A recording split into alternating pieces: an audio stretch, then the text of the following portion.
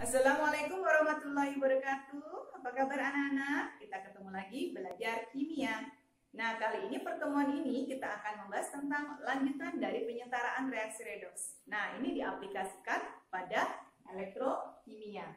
Elektrokimia adalah salah satu cabang ilmu kimia yang mempelajari hubungan antara reaksi kimia dengan listrik.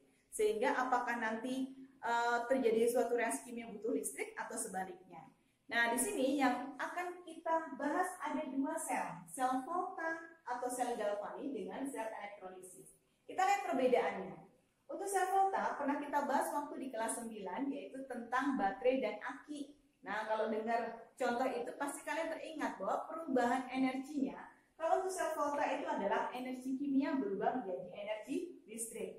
Nah, sedangkan untuk elektrolisis kebalikannya. Untuk terjadi suatu reaksi kimia membutuhkan energi listrik. Jadi perubahan energinya adalah energi listrik berubah menjadi energi kimia. Nah, pasti di sini membutuhkan yang namanya katoda dan anoda. Nah, katoda ini untuk sel volta adalah kutub positif, sedangkan anoda adalah kutub negatif. Nah, disingkat kapan katoda positif, anoda negatif. Itu lebih mudah untuk menghafal. Nah, untuk sel elektrolisis, katodanya kebalikannya, kutub negatif, sedangkan anodanya adalah kutub positif. Sehingga kita singkat menjadi kenapa atau kenap katoda negatif, anoda positif. Nah, sekarang untuk persamaannya di sel volta maupun elektrolisis, walaupun katoda anodanya kutubnya berbeda, tetapi reaksi yang terjadi di katoda dan anoda ternyata sama. Karet ya, katoda reaksi reduksi, sedangkan anoda reaksi oksidasi. Nah, jadi ini persamaannya. Sel volta tadi contohnya adalah baterai dan aki, sedangkan untuk sel elektrolisis ini biasanya digunakan untuk penyepuhan logam atau pelapisan logam atau disebut electroplating. Nah, itu nanti contoh yang dibahas pada elektrolisis. Nah, sekarang kita akan bahas selanjutnya. Nah, sekarang kita akan bahas tentang sel volta, ya. Untuk sel volta pasti akan dikenal yang namanya deret volta. Jadi ini adalah urutan unsur-unsur berdasarkan kenaikan harga potensial reduksi. Itu adalah hasil pengukuran secara eksperimen. Jadi data itu sudah ada. Kalau di dalam tabel, reaksinya adalah reaksi reduksi, kemudian harga potensial reduksinya pasti reduksi. Jadi kalau untuk diubah menjadi oksidasi tinggal dirubah tanda plus minusnya. Nah, sekarang kita akan lihat untuk deret voltanya. Ini urutannya seperti ini. Kadang-kadang kalian bisa membuat hafalan keledai. Gimana? Biar lebih hafal. Misalkan nih, lihat kalau Bapak Camat nanti meninggal, Mona air, jangan cari Ferry Cadel. Soalnya, misalnya dari pabrik Haji Curug hingga Agustus pasti bau. Nah, agak memaksa, tetapi itu kadang lebih mudah daripada kalian menghafal hanya langsung lambang unsurnya ya. Nah, sekarang ternyata dari urutan ini diurutkan berdasarkan apa?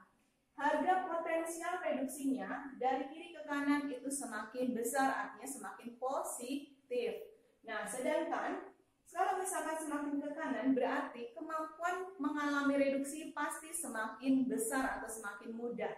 Kalau dia semakin mudah mengalami reduksi, artinya dia akan mudah menjadi oksidator atau oksidatornya semakin kuat. Nah, kita akan gunakan pada reaksi pendesakan. Jadi kita akan melihat apakah nanti reaksi ini dapat berlangsung atau dapat bereaksi atau tidak berdasarkan seharusnya dia mengalami reduksi atau oksidasi dari deret volta. Nah, sekarang contohnya Mg ditambah dengan Na plus menghasilkan Mg2 plus Na. Kita akan lihat natrium ini mengalami reaksi apa? Reduksi atau oksidasi? Plus menjadi 0. Berarti dia mengalami penurunan Bilox, artinya dia mengalami reduksi. Kemudian berarti pasti pasangannya Mg mengalami oksidasi. Nah, sekarang kita perhatikan pada deret volta. Natrium sama magnesium. Natrium di sini, magnesium di sini. Kalau menurut deret volta, Mg yang paling kanan seharusnya mengalami reduksi. Apakah benar? Salah ya, artinya reaksi ini tidak akan berlangsung. Kita coret panahnya, artinya tidak akan bereaksi atau tidak berlangsung. Sekarang kita cek reaksi yang nomor 2. Ni2 plus menjadi Ni. Kemudian Fe menghasilkan Fe2 plus. Perhatikan di dalam deret volta antara Ni dengan Fe. Ni seharusnya mengalami reaksi reduksi karena sebelah kanan. Nah, sekarang apakah benar Ni mengalami reduksi? 2 plus menjadi 0. Ini adalah reduksi. Berarti benar ya? Pasti pasangannya oksidasi karena memang prinsipnya ini adalah reaksi redoks. Artinya ini dapat terjadi atau dapat berlangsung. Nah, ini contoh untuk pendesakan. Nah, kita akan lihat untuk yang berikutnya. Nah, sekarang kita akan menentukan bagaimana cara, misalkan ada soal untuk menentukan potensial sel. Jadi agar kita bisa tahu bahwa reaksi itu spontan atau tidak spontan. Artinya spontan itu adalah dapat berlangsung atau dapat terjadi. Nah, syaratnya apa? Harga potensial selnya harus positif. Sedangkan kalau yang tidak spontan atau tidak akan berlangsung atau tidak bereaksi, berarti harga potensial selnya itu negatif. Bagaimana caranya? Kalau misalkan menggunakan rumus, kalian bisa menggunakan E sel sama dengan E reduksi dikurang E oksidasi. Redoks gitu aja, ngapalinnya ya urutannya ya, reduksi kurang oksidasi. Nah, kemudian nanti bagaimana cara membuat notasi sel atau diagram sel? Nah, itu kita akan lihat pada contoh. Nah, sekarang kita akan lihat di sini diketahui potensial reduksi dari dua reaksi reduksi ya, Cu dengan Ag, jadi tembaga dan perak. Nah, di sini ada harga potensial reduksinya 0,34 dan 0,80. Nah, sekarang pertanyaannya, tentukan reaksi di katoda yang mana, reaksi di anoda yang mana. Nah, kemudian harga potensial sel, notasi sel, oksidator dan reduktor.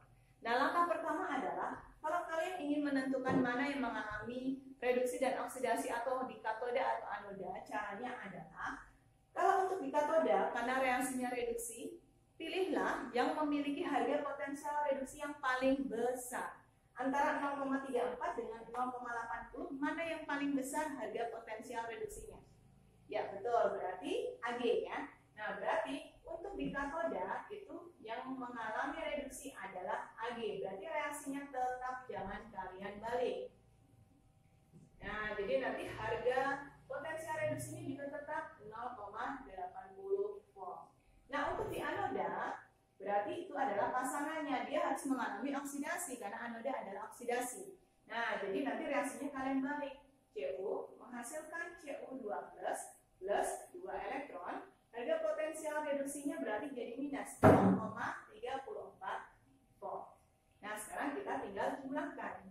Sebenarnya kalau misalkan hanya diminta reaksi di katoda ya cukup ini, di anoda cukup ini ya. Tapi sekaligus kita bisa menentukan harga potensial selnya. Nah, kalau memang menggunakan reaksi yang sudah kita balik, berarti nanti untuk menentukan harga potensial sel tinggal dijumlahkan. Nah, sekarang nih, kalau untuk reaksi kimianya, otomatis ini belum setara. Kenapa? Elektron yang ini dengan yang ini belum sama. Artinya ya nanti untuk Ag ini harus dikali 2, sedangkan yang bawah dikali 1. Sama seperti waktu penyetaraan waktu setengah reaksi. Nah, ini kali 2. Dan nanti kalau ini kali 2 habis ya. Kali 2 jadi 2 Ag plus Cu menghasilkan 2 Ag plus Cu2 plus. Nah, tapi untuk harga potensial selnya ini tidak boleh yang reduksi ya, tidak boleh kalian kalikan, hanya berubah plus minus saja. Jadi nanti harga potensial selnya ini tinggal dijumlah. Ini ditambah dengan ini, otomatis kan ini dikurang ini ya. Ya, berarti harganya plus 0,46 volt. Nah, ini hasilnya. Kalau kalian menggunakan rumus yang E sel boleh. E sel sama dengan E reduksi dikurang E oksidasi. Nah, yang mengalami reduksi tadi kalian pilih, ingat tadi yang paling besar berarti siapa? Ag ya. Nah, dan harganya masukkan asli. Dikurang dengan berarti pasangannya. Nah, ini harus asli angkanya, jangan plus minusnya dirubah. Berarti hasilnya sama 0,46 volt. Seperti ini. Jadi boleh pakai reaksi, boleh pakai rumus.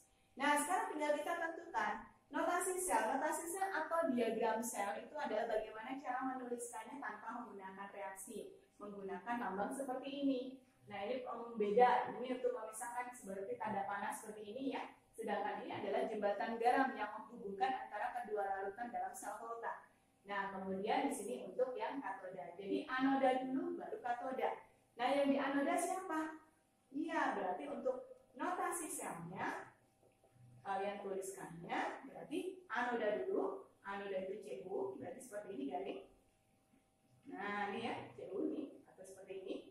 Ini garing ini seperti tanda pemisah panah ya. Nah, kemudian dikasih tanda jembatan garam.